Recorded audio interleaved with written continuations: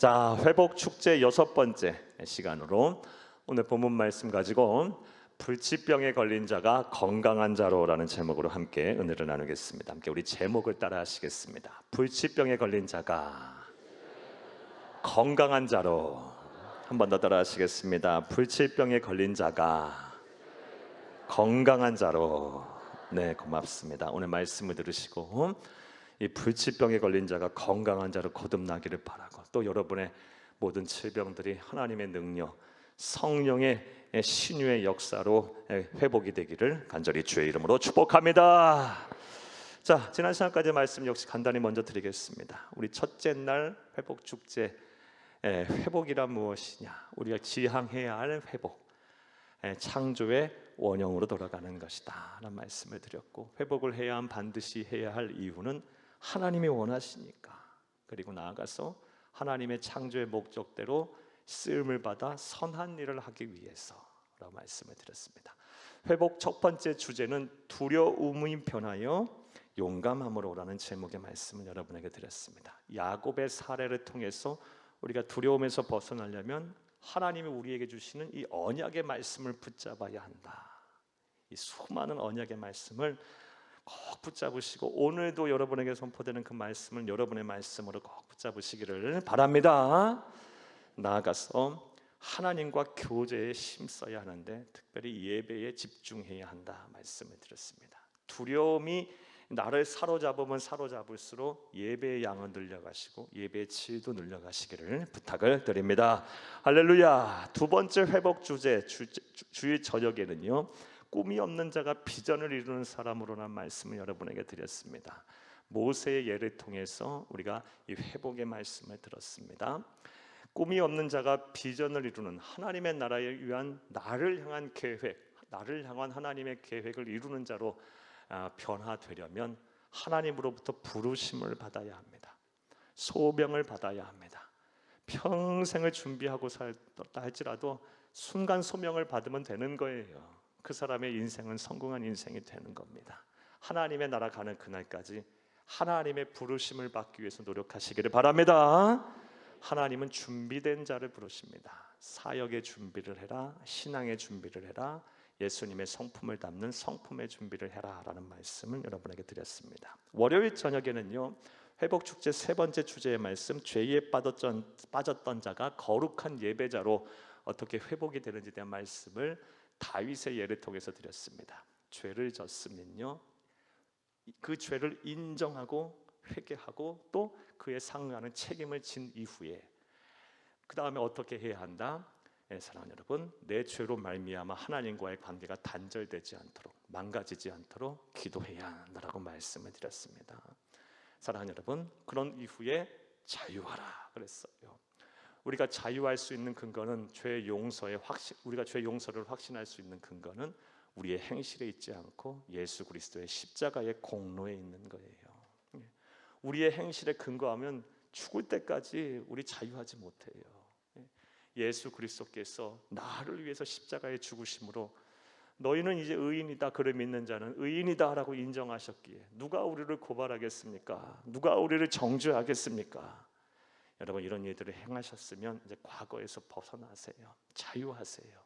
그리고 여러분, 지금부터 하나님 주신 은혜 속에 행복한 삶을 사시기를 간절히 바랍니다. 화요일 저녁에는 우울한 자가 소망의 사람으로 라는 제목의 회복의 말씀을 드렸습니다. 엘리야의 사례를 통해서 어떻게 우리가 회복에 이를 수 있는지 말씀을 드렸습니다. 먼저 주 안에서 잘 드시고 잘 쉬어라 라고 말씀을 드렸습니다. 우울함이라는 것은요, 우리의 몸이 지치고 피곤하고 병이 들면 생기게 돼 있습니다. 병들고 지치고 피곤한데 기쁘다 이런 사람 많지 않아요.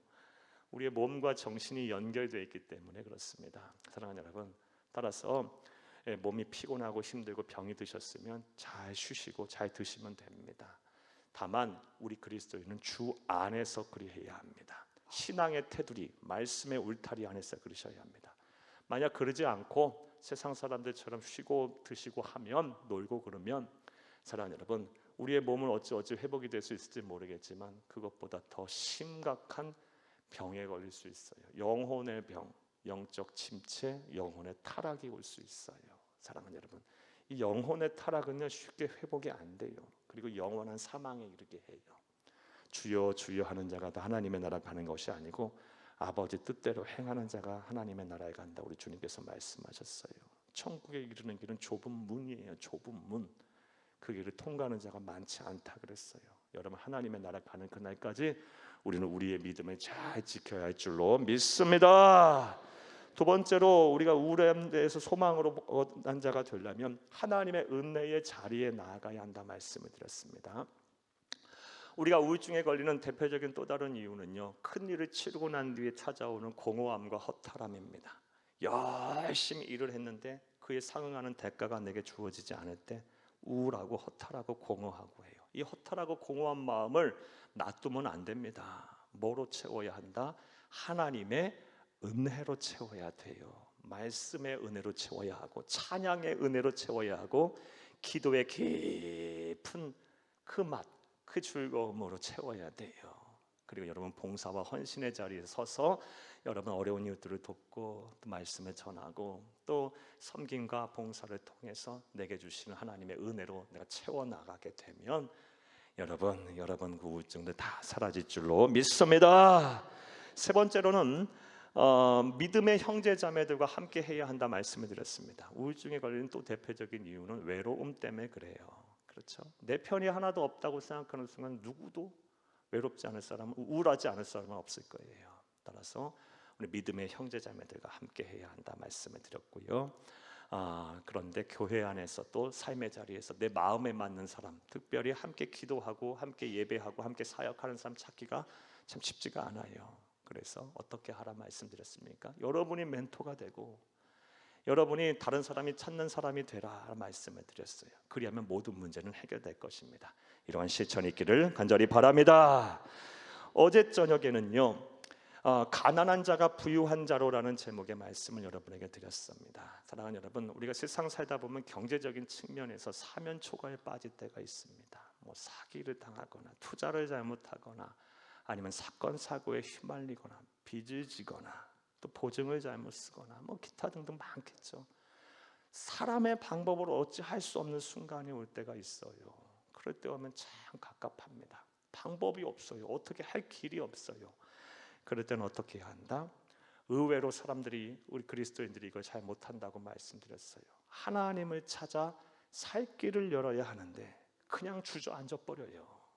여러분, 사면이 그냥 꽉 막혔을 때는 하나님을 찾아 살 길을 열어야 합니다. 하나님 앞에 와서, 찾아와서, 달려와서 뭐 나에게 지혜를 주시든지 아니면 이 순간을 견디게 해달라고 하든지 아니면 뭐 기적을 일으켜 달라고 하든지 뭐 어떻게 하시든지 내 문제를 해결하게 하든지 하면서 또 도움의 손길을 달라고 하든지 하면서 하나님을 찾아 살 길을 열어야 한다라고 또 말씀을 드렸습니다. 그 다음에 내게 남아있는 것이 무엇인지에 대해서 집중하라고 말씀을 드렸어요. 사탄 마귀는요, 내가 사면초가의 상황에 놓여 있게 되면 내게 없는 것에 집중하게 만들어요. 그리고 남이 가진 것에 집중하게 만들어요. 그런데 우리는 그렇게 하면 안 된다 그랬어요. 내게 남아있는 것이 무엇인지 집중하고 그것을 가지고 다시 시작하라. 그러면 그것이 비록 작고 초라할지라도 하나님의 기적의 도구가 될 수 있다 말씀을 드렸습니다. 내게 남아있는 것이 다 있어요. 건강도 있고 자녀들도 있고요, 뭐 가정도 있고요, 믿음 있잖아요. 무엇보다 다 있어요. 하나하나 찾아보면요, 여러분 꼭 댁에 가셨어요, 이런 말씀 들었으면 써가면서 기도해 보세요. 내게 남아있는 게 뭔가 정말 많을 거예요. 그것 갖고 다시 시작하면 되는 거예요. 하나님의 기적의 도구가 되면 반드시 될 것입니다. 이런 은혜와 복이 여러분 가운데 함께하기를 바랍니다. 나아가서 온전한 순종을 하라 그랬습니다. 온전한 순종은 반드시 기적을 일으킨다라고 말씀을 드렸어요.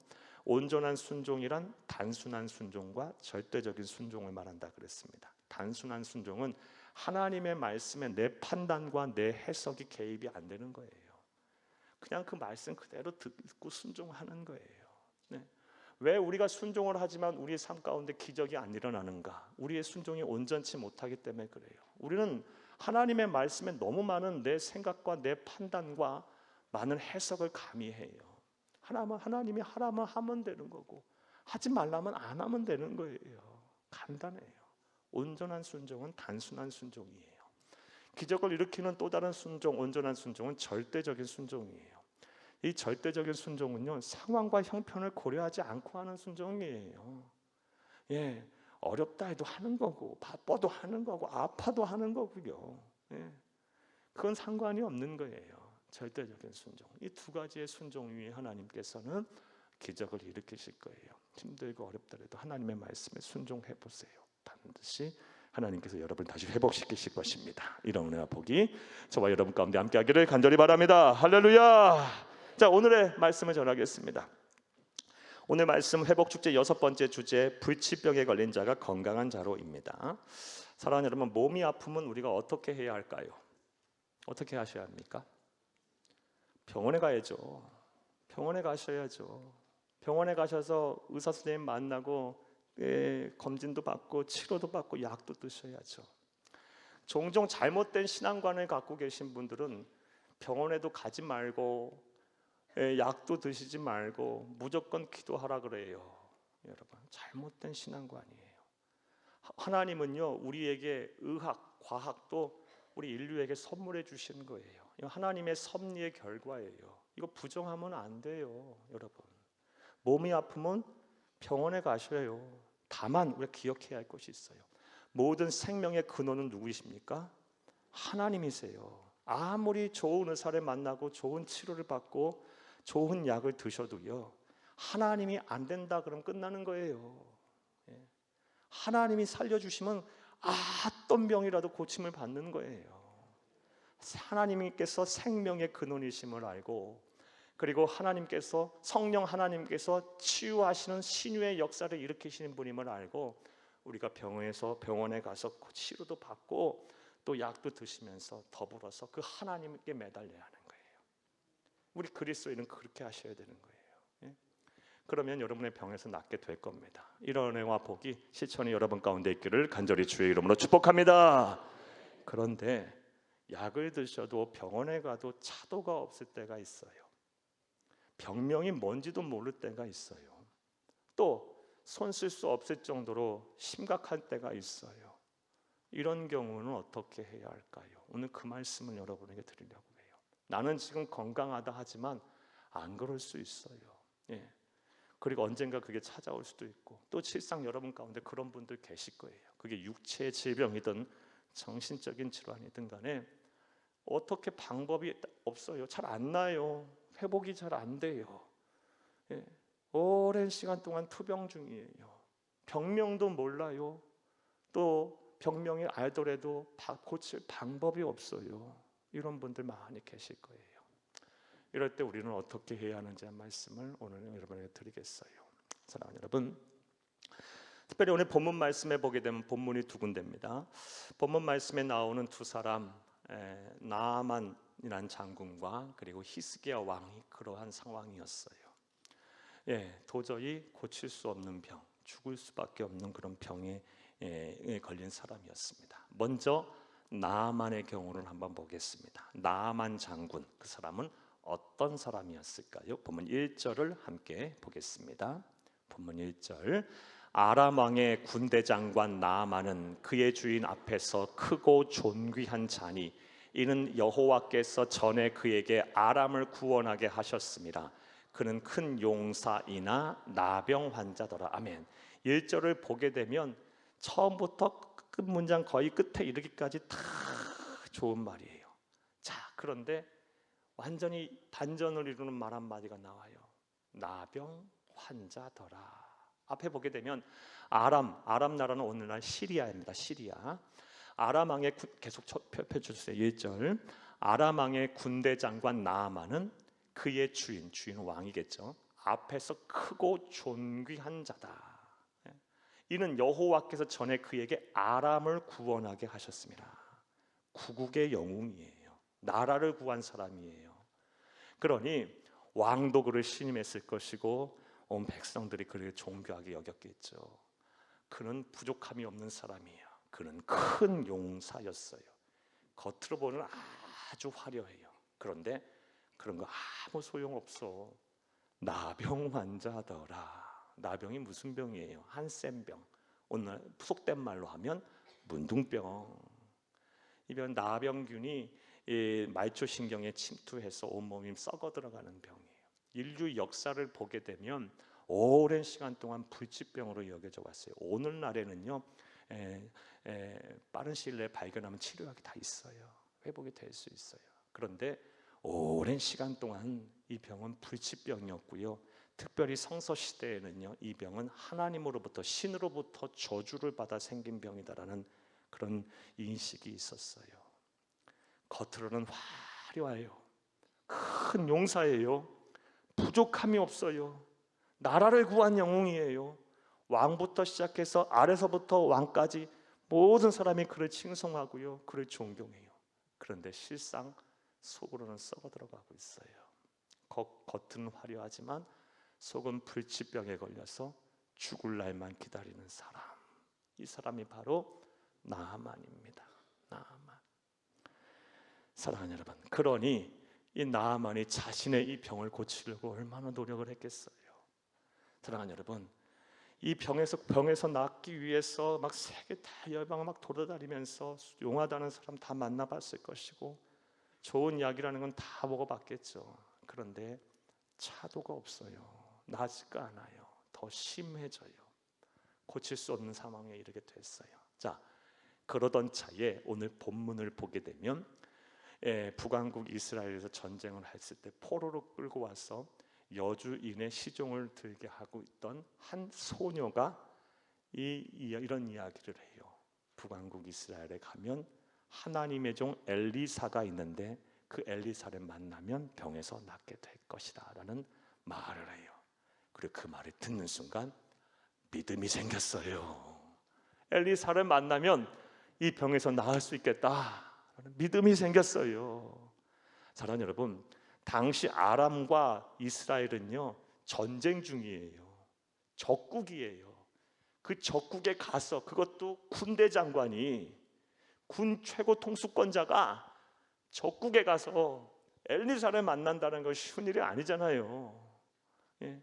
그런데 그 아람의 군대 장군 나아만이 이스라엘에 가서 엘리사를 만나면 내 병에서 나을 수 있을 거라는 믿음이 생겼어요. 이런 일련의 나아만의 행동을 통해서 우리는 다음 같은 영적 교훈을 얻게 돼요. 먼저, 믿음은 뭐에서부터 난다? 듣는 것에서부터 난다. 믿음은 들음에서 나요. 기독교의 가장 중요한 핵심 가치는요, 믿음이에요. 우리가 부족하죠, 나약해요. 하지만 예수를 그리스도 믿는 믿음이 있으면 그 믿음으로 우리는 구원받고 영생하는 거예요. 우리의 죄와 허물을 감추시고 덮으시고 우리의 믿음을 보고 우리를 의롭다 하시는 거예요. 믿음이 있는 자가 복을 받는 거고요, 믿음이 있는 자가 하나님의 쓰임을 받는 거예요. 믿음이 있어야 되는 거예요. 믿음보다 중요한 건 없어요. 사랑하는 여러분, 그런데 그 믿음이라는 게 쉽게 생기나요? 안 생겨요. 태산 같은 믿음을 가지면 좋겠지만 그 믿음이 쉽게 안 생기는 거예요. 그 믿음은 어떻게 생기는 거예요? 자꾸 이렇게 하나님의 말씀을 듣다 보면요, 그 믿음이요, 이슬비에 옷 젖듯이 내 믿음이 되고, 겨울철에 눈이 오면 눈이 소복히 이렇게 쌓이듯이 내 심령에, 내 생각에, 내 인격에, 내 삶에 이렇게 쌓여서 그것이 이제 큰 믿음이 되는 거예요. 믿음은 들음에서 나요. 로마서 10장 17절 함께 읽겠습니다. 그러므로 믿음은 들음에서 나며 들음은 그리스도의 말씀으로 말미암느니라. 아멘. 여러분, 믿음은 들음에서 나요.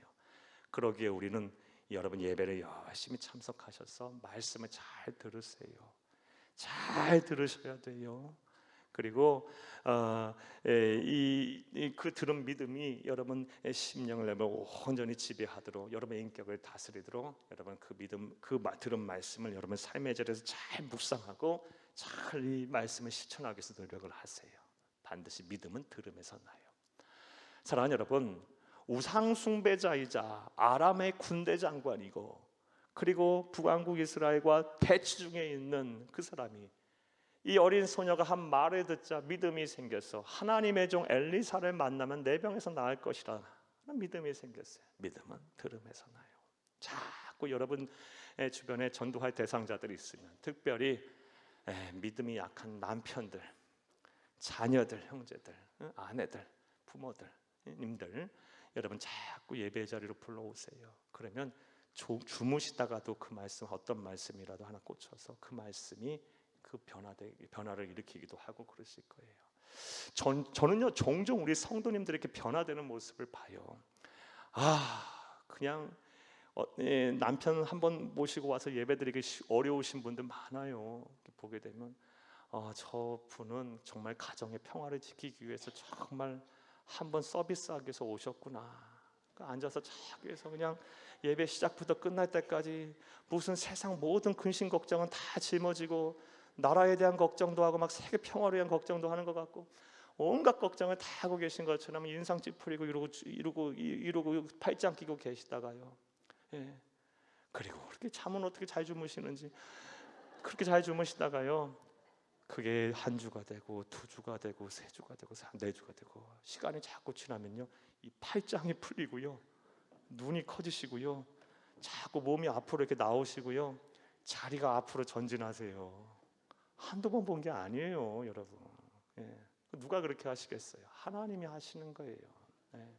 목사의 입을 통해서 선포되는 하나님의 말씀의 능력이 있어서, 그 말씀을 통해서 그 하나님께서 은혜를 주시고 그 믿음이 자라게 하시는 거예요. 자꾸 듣게 하세요. 어린 자녀들도 그렇게 하세요.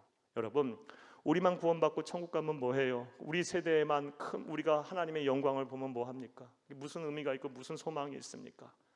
우리의 자녀들과 우리의 후손들이 우리보다 더 예수를 잘 믿어야 하고요, 우리보다 더 하나님께 쓰임을 받아야 하고, 우리보다 더 하나님께 복을 받아야 우리에게 소망이 있는 거 아니겠습니까? 우리는 잘 살아야 100년 살지만 하나님은 영원 속에 계신 분이에요. 우리 때에 복 안 주시면 우리 자녀와 후손들에게 더 큰 복을 주실 거예요.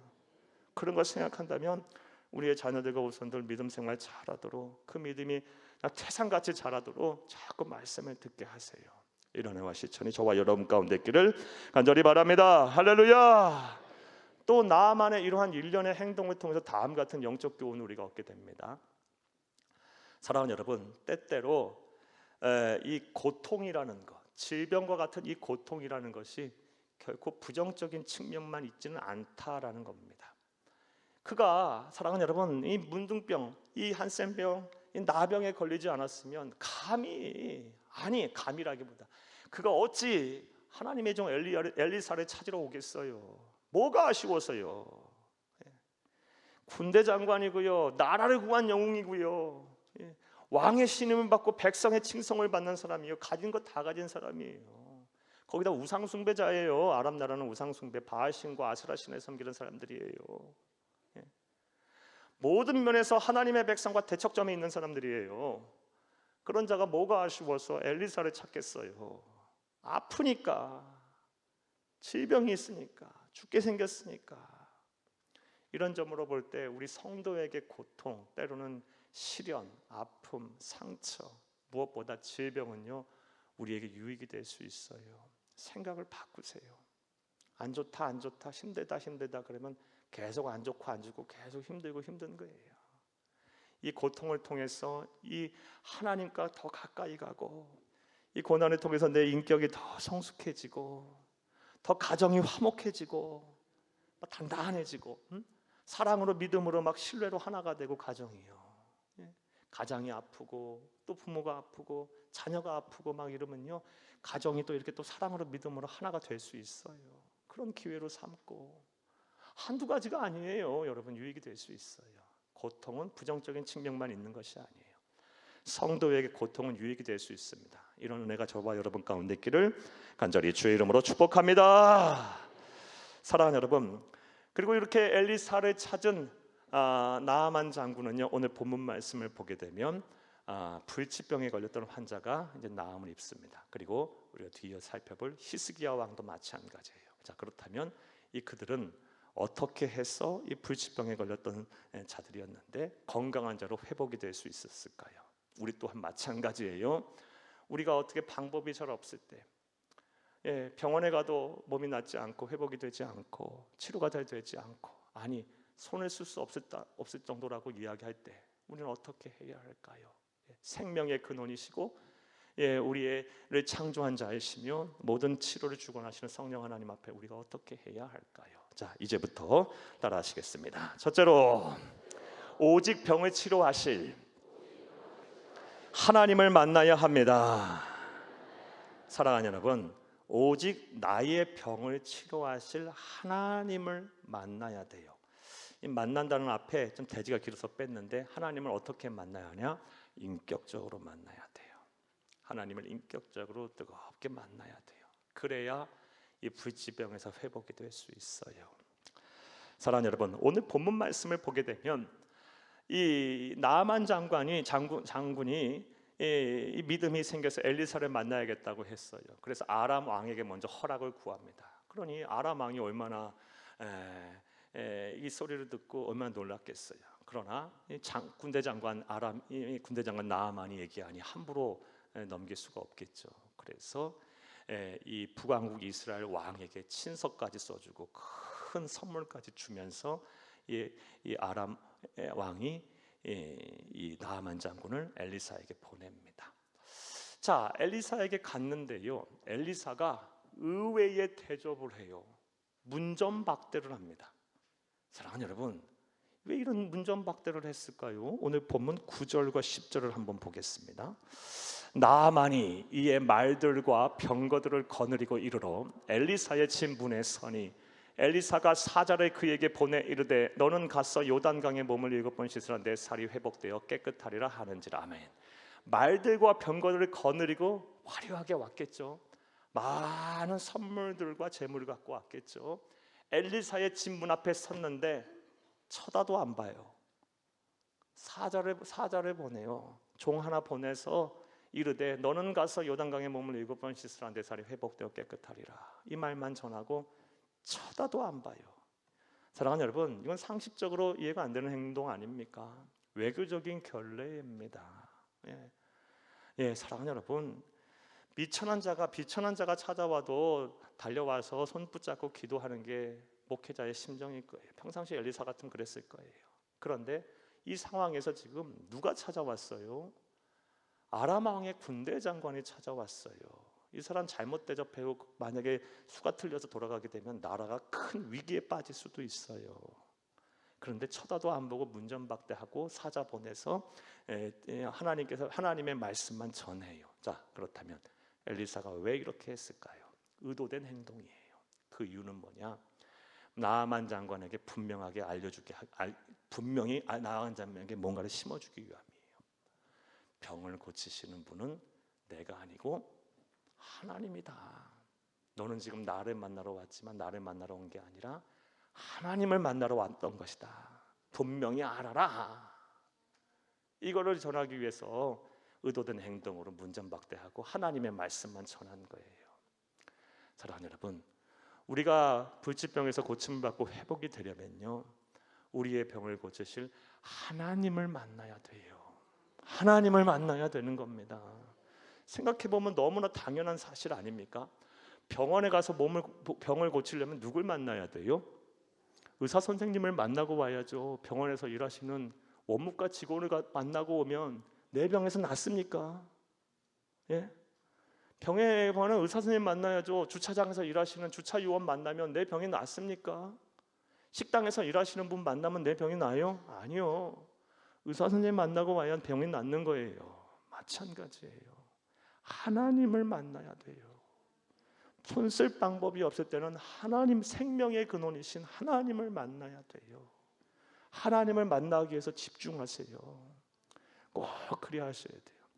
특별히 하나님을 인격적으로 만나야 된다 말씀을 드렸는데, 이 영이신 하나님은 어떻게 만나겠냐는 거예요.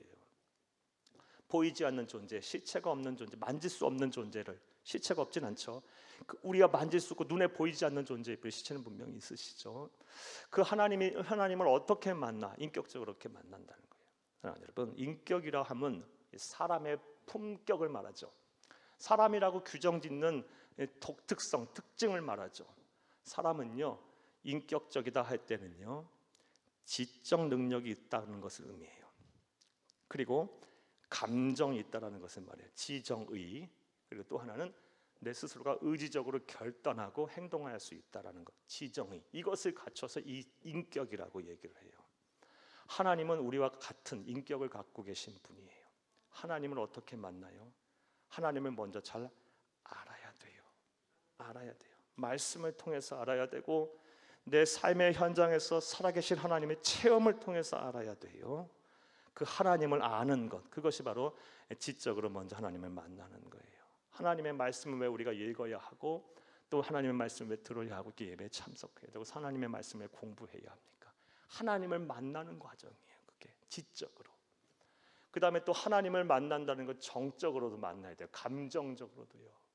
하나님을 만나면 찬송으로 만나고, 기도로 만나고, 예배로 만나고, 또 여러 가지 사건 사고 상황 정황 속에서 삶의 자리에서 만나게 되면요, 하나님을 만나는 자는요, 내게 강 같은 평화가 임해요. 내게 샘솟는 기쁨이 생겨요. 세상 다 가진 사람처럼 살아요. 가진 것 하나 없어도 다 가진 사람처럼 살고요, 염려와 근심과 걱정이 없어요. 여러분, 안 먹어도요 너무 배가 부르고요, 예. 그리고 뭐 세상 염려 근심이 하나도 없어요. 너무너무 기뻐요. 사는 것이 너무너무 즐거워요. 예. 이런 감정이 막 내 안에 막 요동쳐요. 찬송으로 그런 하나님을 좀 만나세요. 감정적으로 막 뜨겁게, 예. 기도로 그런 하나님을 좀 만나세요. 예, 여러분, 예배 드리면서도 그런 감정적인 하나님을 또 만나세요. 거기 나아가서 하나님을 만나면요, 내가 의지적으로 이제 결단을 하게 돼요. 말씀을 통하여 결단하게 되고, 아, 정말 하나님은 살아계시구나. 내가 그를 위해 살아야 되겠구나. 그와 동행하며 살아야 되겠구나. 그의 나라와 그의 몸된 교회를 위해 살아야겠구나. 어려운 이웃들을 위해 살아야 되겠구나. 이런 결심들이 막 서게 돼요. 사랑하는 여러분, 이런 종합적인 지정의의 하나님을 만날 때 비로소 우리는 하나님을 인격적으로 만났다고 할 수 있는 거예요. 하나님을 머리로만 만난 사람은요, 차가워져요. 온전히 하나님을 만난 게 아니에요. 하나님을 감정적으로만 만난 사람은요, 신앙의 기복이 너무 심해요. 좋을 때 나쁠 때가 너무 많아요. 예, 열심히 할 때는 혼자 다 교회 일하는 것 같고, 전부 다 그러다가요 순간 사라져버려요. 손만 상처만 입으면요. 또 의지적인 결단만 하는 사람은요, 앞뒤 맥락이 없어요. 예, 문제만 일으키고 다녀요. 이 세 가지가 함께 맞춰줘야 돼요. 여러분, 하나님을 인격적으로 만나세요. 그럼 그 만나는 지점마다 하나님께서 여러분을 위해서 일하실 겁니다. 이런 은혜와 실천이 저와 여러분 가운데 함께하기를 간절히 주의 이름으로 축복합니다. 손쓸 수 없는 상황일 때 하나님을 인격적으로 만나시기 바랍니다. 지적으로 만나고, 정적으로 만나고, 의지적으로 만나시기를 바랍니다. 그래야만 하나님이 회복시키실 거예요. 또 둘째로, 나아만은 어떻게 해서 이 불치병에서 건강한 자로 회복이 될 수 있었을까요? 따라 하시겠습니다. 둘째로, 하나님 앞에 자신을 내려놓고 모든 아픔을 드러내 보여야 합니다. 우리가 그래야 하고요, 나아만이 이랬다는 겁니다. 사랑하는 여러분, 오늘 본문 말씀을 보게 되면 엘리사는요, 나아만을 만난 이후 대면하지 않고 사자를 통해서 하나님의 말씀, 하나님의 처방을 전하는데요, 그 처방이 우리 본문에서 읽었다시피 또 한 번 읽겠지만 참 의외입니다. 10절을 다시 한번 읽겠습니다. 엘리사가 사자를 그에게 보내 이르되, 너는 가서 요단강에 몸을 7번 씻으라. 내 살이 회복되어 깨끗하리라 하는지라. 아멘. 하나님의 처방전은 뭡니까? 요단강에 가서 몸을 7번 씻어라. 이게 무슨 말이에요? 요단강에 가서 몸을 7번 씻으라뇨. 참 의외일 거예요. 그러니까 이해가 안 되니까 11절 말씀 읽지는 않겠지만 이 나아만이 막 화가 나요. 요단강은 흙탕물이에요. 여러분, 요 우리 교회 앞에 있는 하천, 그 정도밖에 안 되는 게 강이에요. 그런 강이에요. 예, 오히려 저기 시리아 아람에 가면요, 큰 강들, 헤몬산에서 바론에서 흘러 넘치는 그런 강들, 아바나 강과 바르발 강이 있어요. 그 강에서 씻는 게 이것보다 더 낫지 않냐냐. 이런 흙탕물에 이 또랑에서 냄새나는 곳에서 씻으라니 나를 뭘로 보고 그러는 거야. 화가 막 나요. 하나님의 처방전이 의외입니다. 자, 그렇다면 왜 하나님께서 불치병에 걸렸던 나아만을 향해서 이런 처방을 내렸을까요? 역시 의도된 행동이에요. 그게 두 가지의 의미가 있어요. 요단강에 몸을 담근다는 것은요, 죽음을 상징해요. 여러분, 요단강에 몸을 담근다. 그래서 신약의 말씀에 보게 되면 세례 요한 그리고 예수님도 요단강에서 뭘 베푸셨어요? 세례를 베풀었어요. 너는 이전의 모습은 죽었다. 지난날의 과오와 죄와 허물은 다 죽었다. 이제 구원받은 새 사람이 됐다. 이걸 의미하는 의미에서 요단강에 물을 담근 거예요. 뭡니까? 너 죽어야 한다라는 거예요. 그래 내가 일하겠다는 거예요. 너의 교만 다 죽어야 한다. 요단강에 담궈서. 얼마나 교만이 하늘을 찌르겠어요. 나라를 구한 영웅인데요. 예. 얼마나 휘황찬란한 삶을 살았겠어요. 사랑하는 여러분, 그거 몸 아프면 아무것도 아니에요. 예. 그렇죠? 대단한 것을 소유하고요, 많은 것을 누리고 산다 하고 대단한 공부를 했다 할지라도 내 몸 아프면 마른 장작보다 못해요. 그거 아무것도 아니에요. 예.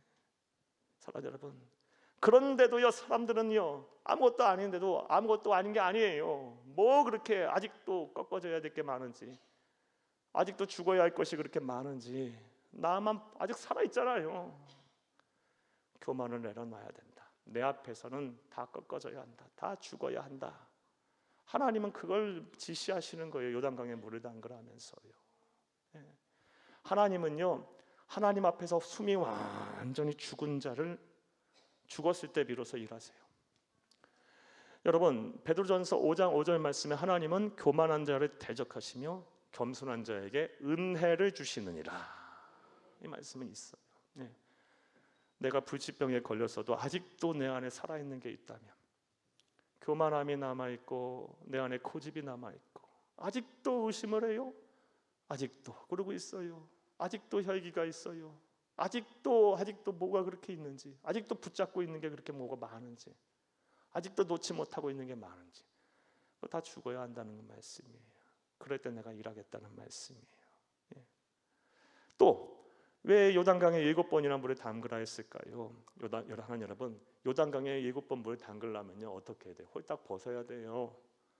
홀딱 벗고 공개적으로 보이는 데 들어가야 되는 거 아니겠습니까? 지난날 나의 모든 이 상처와 아픔들 얼마나 부끄러워서, 당시 문둥병은, 한센병은 신의 저주를 받아 생긴 병이라 의식이 있었는데 얼마나 숨기고 싶었겠어요. 꽉 숨기고 있던 거 다 보여줘야 돼요. 물론 가리기도 했겠지만 누군가는 많이 봤을 거 아니에요. 다 보여줘야 한다는 거야. 다 드러내라. 하나님 앞에서는요 다 드러내야 돼요. 근데 이것도 생각해 보면 간단해요.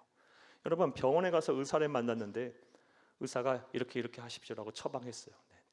교만함이 하늘을 찔러서 의사보다 더한 처방을 자기가 얘기해.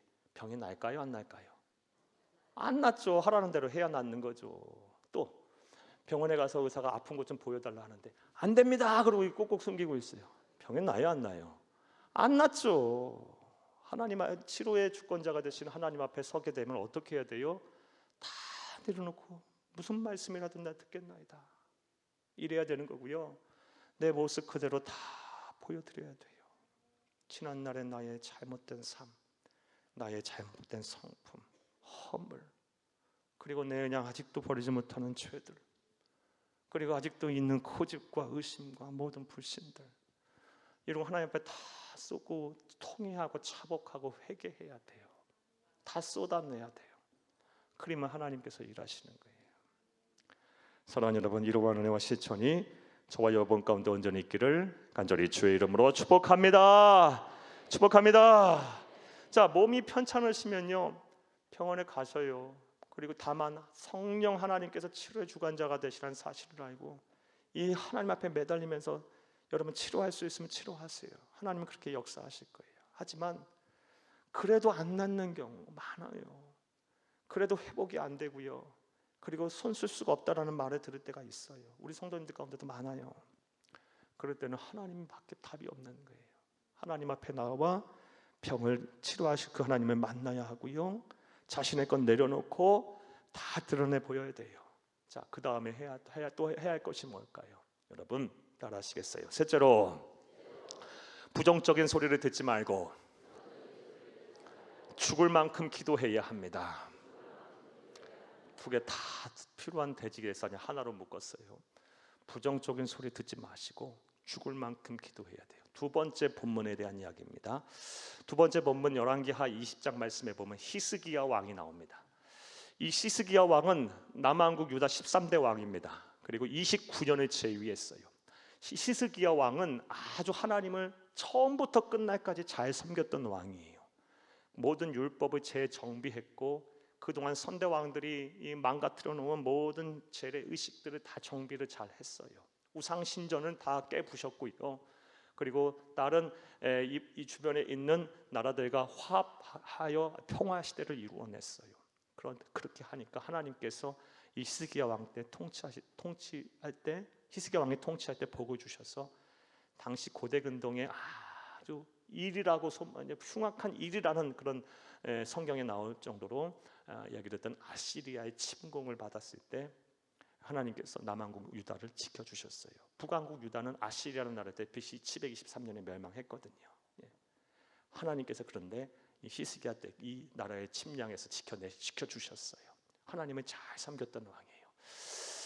이 조선 시대로 보게 되면 이 세종대왕 정도가 우리 조선 시대에 가장 이 정점에 있었다면 나중에 조선 후계 중흥기를 이끌잖아요. 정조대왕쯤 되는 그런 위치에 있는 사람이라고 보면 돼요. 다윗 시대가 정점이라면 이 히스기야 왕 시대에 남한 유다의 중흥기를 이뤘던 사람이에요. 자, 그런 사람이요 병에 걸려서 죽게 생겼어요. 그리고 이사야 선지자, 당시 활동했던 선지자 이사야가 와서 그의 죽음을 예고합니다. 오늘 본문 20장 1절을 함께 읽겠습니다. 그때에 히스기야가 병들어 죽게 되매 아모스의 아들 선지자 이사야가 그에게 나와서 그에게 이르되 여호와의 말씀이 너는 집을 정리하라 네가 죽고 살지 못하리라 하셨나이다 하면 하나님 앞에 하나님께서 여러분에게 이런 말씀하시면 여러분 어떻겠어요? 너 죽을 거야 이제 집 정리해라. 참 청천벽력 같은 소리죠. 여러분 어떻겠어요?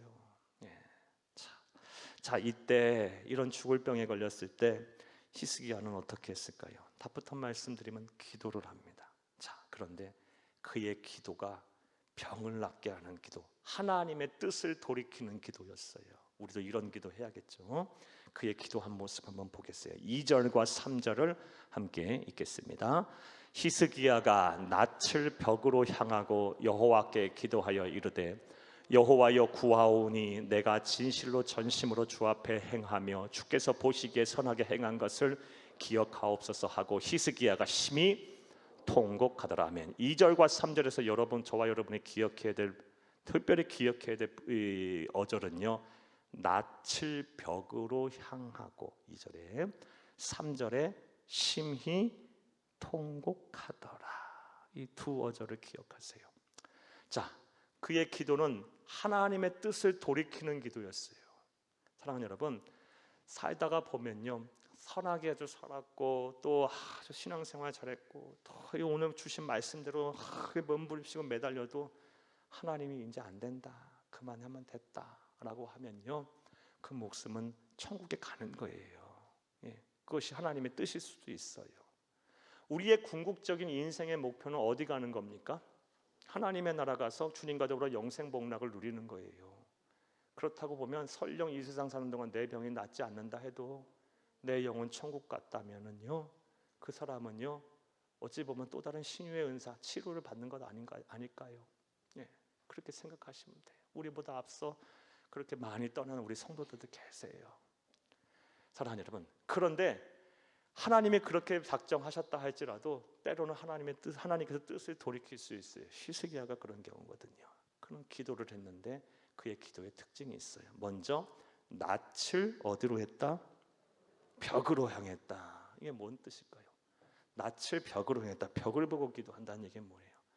아무 다른 사람의 소리 듣지 않겠다. 어떤 것도 보지 않겠다. 듣지 않겠다. 특별히 듣지 않겠다. 뭘 듣지 않겠다? 부정적인 소리 안 듣겠단 말입니다.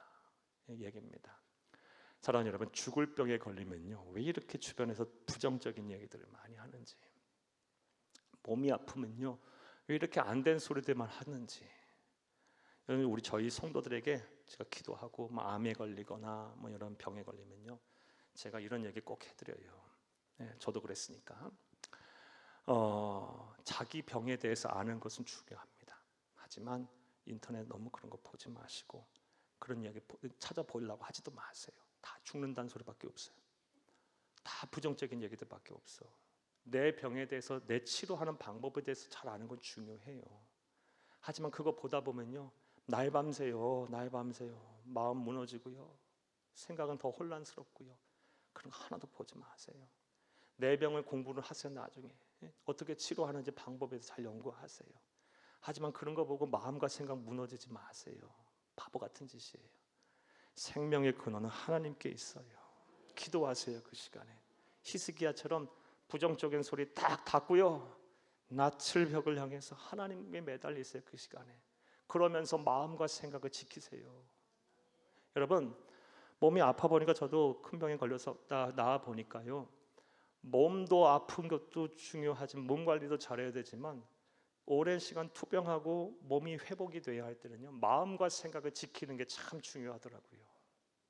내 마음과 생각이 무너지면 안 돼요. 여러분, 그래서 제가 꼭 신방 가거나 하면 또 여러분 종종 말씀 때도 전하기도 하고요, 액자드리죠. 이사야 41장 10절 말씀, 두려워 말라 내가 너와 함께함이라. 놀라지 말라 나는 네 하나님이 됨이라. 내가 너를 도와주라. 나는 너 굳세게 하리라. 참으로 오른손 너를 붙들리라. 저는 이 말씀을 제가 투병할 때 하루에 100번, 200번, 몇백 번은 외운지 몰라요. 마음과 생각을 지키려고요. 부정적인 거 생각 안 되게 하려고요. 하나님이 일하시더라고요. 그래서 기뻐할 수 없을 때 기뻐하게 하시고 감사할 수 없을 때 감사하게 하시더라고요. 여러분, 기도할 때 사람의 소리를 닫고 하나님의 소리를 듣기 위해서 노력하시기를 간절히 주의 이름으로 축복합니다. 그런 다음에 심히 통곡하였더라. 이건 뭐예요? 아파 죽겠는 사람이 통곡하려면 어떻게 해야 돼요? 죽을 만큼 기도한 거죠. 여러분, 죽을 만큼 기도한 거예요. 방법이 없을 땐 하나님밖에 없는데 어떻게 해요? 죽을 만큼 기도해야죠. 그렇죠? 이렇게 죽나 저렇게 죽나 죽을 만큼 기도해서 하나님의 뜻을 바꾸든지 하나님의 치료의 신유의 은사를 경험하든지 해야겠죠. 치료할 방법이 있으면 감사하세요. 그건 더할 나위 없이 감사할 일인 거예요. 그리고 모든 치료의 주권자 되시는 하나님께 매달리세요. 하지만 정 방법이 없다 할지라도, 설령 안 된 하나님이 너에게 이제 그만이다, 그만 됐다라고 할지라도 여러분 마음에 감동이 있으면 여러분 이렇게 기도하세요. 부정적인 소리를 닫고 죽을 만큼 기도하세요. 그러면 하나님은 종종 하나님의 뜻을 돌이키세요. 바꾸세요. 히스기야처럼 회복의 은혜를 주실 것입니다. 이 은혜와 복이 저와 여러분 가운데 함께하기를 간절히 주의 이름으로 축복합니다. 축복합니다. 자, 이제 말씀 맺겠습니다. 오늘 회복축제 6번째 주제, 불치병에 걸린 자가 어떻게 건강한 자로 회복이 될 수 있는 말씀을 여러분에게 드렸습니다. 사랑하는 여러분, 살다 보면 아무리 치료를 해도 병에서 안 날 때가 있어요. 갑갑하죠. 병명이 뭔지도 모르는데 몸은 너무 아프고, 또 청천벽력 같은 소리 들을 때가 있어요. 더 이상 치료할 방법이 없습니다. 그럴 때는 어떻게 합니까? 하나님 앞에 매달려야죠. 치료할 방법이 있으면 감사하세요. 그때부터 하나님 일하실 거니까요. 그리고 하나님 앞에 매달리세요. 그리고 하나님의 은혜 속에 사시면서 마음과 생각 잘 지키세요. 자, 방법이 없을 때는 하나님 앞에 나와야죠. 전심으로 하나님 앞에 나와야죠. 내 자신 거 다 내려놓고 나와야죠. 하나님 앞에 무슨 체면이 중요합니까? 무슨 고집이 중요합니까? 무슨 교만함이 하나님 앞에 드러내봐야 무슨 의미가 있습니까? 내 가진 것이 하나님 앞에 무슨 의미가 있습니까? 다 내려놔야 돼요. 그리고 나서 내 아픔을 그대로 드러내야 돼요. 통에 자복하면서 하나님 앞에 살려달라 해야 돼요. 부정적인 소리는 꽉 막으시고 하나님의 소리를 듣게 애쓰시고 죽을 만큼 기도하세요. 반드시 하나님께서, 그것이 하나님의 선하신 뜻이라면 반드시 살리실 것입니다. 이런 회복의 은혜가 저와 여러분 가운데 있기를 간절히 주의 이름으로 축복합니다. 축복합니다. 축복합니다.